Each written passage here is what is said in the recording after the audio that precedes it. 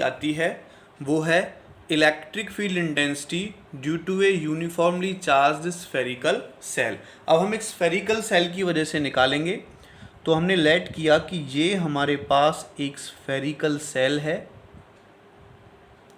और इसके सरफेस पर जो यूनिफॉर्मली चार्ज्ड है वो हमारा प्लस का क्यू यूनिफॉर्मली चार्ज है।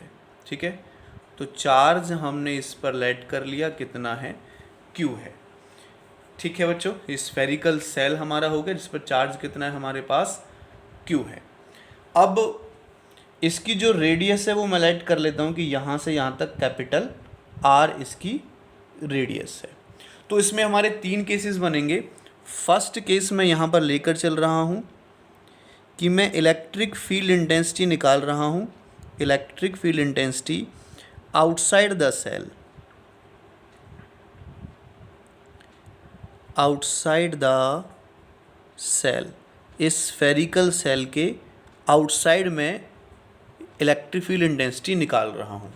तो इसके आउटसाइड मैंने लेट किया कि ये मेरे पास इसके आउटसाइड एक गॉसियन सरफेस है और मुझे यहाँ पर इलेक्ट्रिक फील्ड इंटेंसिटी निकालनी, जिसको मैंने पी पॉइंट नेम दिया। तो इस पी पॉइंट को लेके मैंने एक सरफेस एरिया लेट कर लिया डी एस।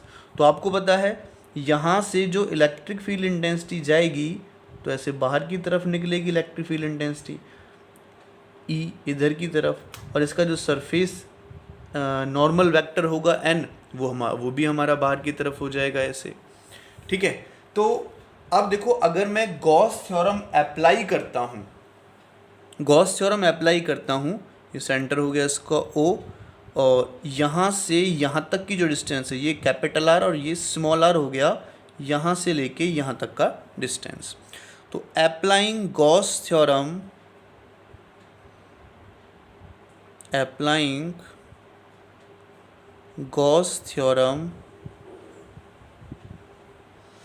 अगर मैं गॉस थ्योरम लगाता हूँ तो क्या हो जाएगा, integration E dot d s is equal to q upon epsilon not.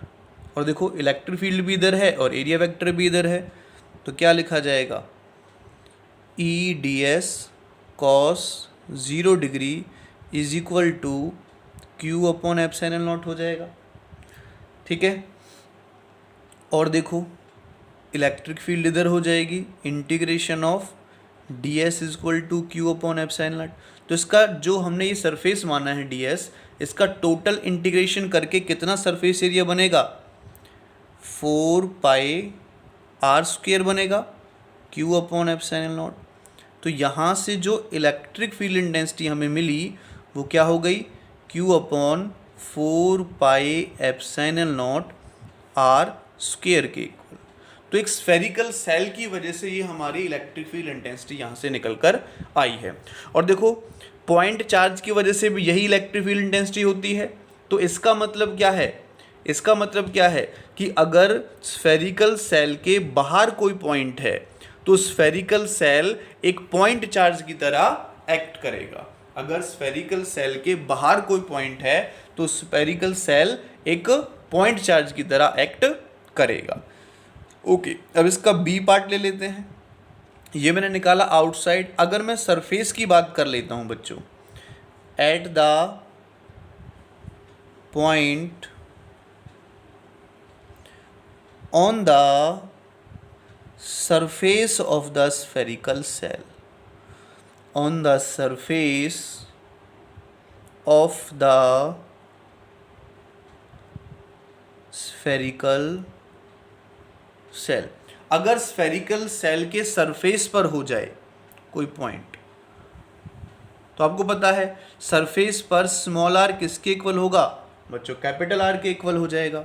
ठीक है, तो यहाँ से जो इलेक्ट्रिक फील्ड की वैल्यू हो जाएगी वो कितनी हो जाएगी, Q upon 4 pi epsilon naught, और स्मॉल आर की जगह क्या आ जाएगा, कैपिटल आर का स्क्वायर हो जाएगा। जो मैक्सिमम वैल्यू होगी इलेक्ट्रिक फील्ड की क्या होगी बच्चों, जो मैक्सिमम वैल्यू होगी इलेक्ट्रिक फील्ड की कहाँ पर, सरफेस पर। ओके बच्चों, देखो अगर मैं दूसरी फॉर्म में इसको लिखना चाहूँ, मैं लेट कर लेता हूँ sigma be the surface charge density of spherical shell, surface charge density of spherical shell. अगर सिग्मा हमारे पास सरफेस चार्ज डेंसिटी हो जाती है स्फेरिकल सेल की, तो सिग्मा क्या लिखा जाएगा बच्चों, Q अपॉन, ठीक है, तो इसका 4πr² एरिया हो जाएगा, चार्ज अपॉन एरिया होता है। तो यहाँ से अगर मैं Q निकालूं तो Q हमारा किसके इक्वल हो जाएगा बच्चों, Q is equal to sigma into 4πr²। और अगर इस Q की वैल्यू को मैं यहाँ पुट कर देता हूँ, ठीक है, तो यहाँ से जो इलेक्ट्रिक फील्ड इंटेंसिटी मुझे मिलेगी E, वो कितनी हो जाएगी, sigma into 4πr² upon 4πε0r²। तो 4πr² से 4πr² कट जाएगा, तो जो इलेक्ट्रिक फील्ड इंटेंसिटी मुझे यहाँ से मिली वो मिली सिग्मा अपॉन ε0। यानी सरफेस चार्ज डेंसिटी की फॉर्म में सरफेस पर जो हमारी इलेक्ट्रिक फील्ड इंटेंसिटी होगी वो होगी सिग्मा अपॉन ε0 के इक्वल। अच्छा, हमने आउटसाइड देख लिया, सरफेस पर देख लिया, अब इनसाइड भी बनता है सी पार्ट, ठीक है। अब सी पार्ट क्या कहता है हमारा, inside of the spherical shell. तो अगर मैं स्फेरिकल सेल के इनसाइड निकालता हूं, inside of the spherical shell, तो स्फेरिकल सेल के इनसाइड क्या चार्ज है बच्चों, नहीं है। तो स्फेरिकल सेल के इनसाइड Q कितना हो जाएगा, 0 हो जाएगा। और अगर मैं गॉस थ्योरम की बात करूं, फ्रॉम गॉस थ्योरम, ठीक है, अगर मैं गॉस थ्योरम की बात करता हूं तो गॉस थ्योरम से क्या होगा भाई, आप लिखेंगे E.ds is equal to Q upon ε0। अब चार्ज 0 हो तो इलेक्ट्रिक फील्ड भी क्या हो जाएगी बच्चों, 0 हो जाएगी। तो इनसाइड जो इलेक्ट्रिक फील्ड इंटेंसिटी है वो क्या हो जाएगी, 0 हो जाएगी। आउटसाइड स्फेरिकल सेल ऐसे एक्ट करेगा जैसे पॉइंट चार्ज करता है, सरफेस पर मैक्सिमम होगी, जो हमने यहाँ से अभी निकाली है। अब जो नेक्स्ट एप्लीकेशन हमारी आती है वो आती है, अच्छा इससे पहले हम ग्राफ और देख लेते हैं। यहाँ से देखो जो E है वो क्या है बच्चों, inversely proportional to 1/r²। Outside क्या है, इन्वर्सली प्रोपोर्शनल टू 1/r²। और सरफेस पर E is inversely proportional to capital R²। और अंदर क्या है, इलेक्ट्रिक फील्ड 0 है। तो जो इसका ग्राफ बनेगा सिंपली, वो ग्राफ हमारा इस टाइप से बनेगा।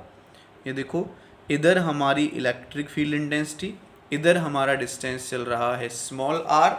तो देखो इस वाले यहाँ तक तो हमारी, जब तक स्मॉल r कैपिटल R के इक्वल है, अंदर की बात करूँ, यहाँ पर इलेक्ट्रिक फील्ड नहीं, यहाँ नहीं, यहाँ नहीं, यहाँ नहीं, तो यहाँ तक, इससे पहले तो इलेक्ट्रिक फील्ड इंटेंसिटी 0 है, ठीक है। उसके बाद क्या हो गई है, यहाँ पर मैक्सिमम हो गई है, ठीक है, यहाँ पर क्या है, ये मैक्सिमम वैल्यू हो गई। और उसके बाद इन्वर्सली प्रोपोर्शनल का ग्राफ हमारा आ जाएगा इस टाइप से, ठीक है। तो यहाँ पर E इन्वर्सली प्रोपोर्शनल क्या हो जाएगा, 1/r²। तो ये हमारा ग्राफ बनेगा, इसका ग्राफ भी इंपॉर्टेंट है, ये भी पूछा जाता है।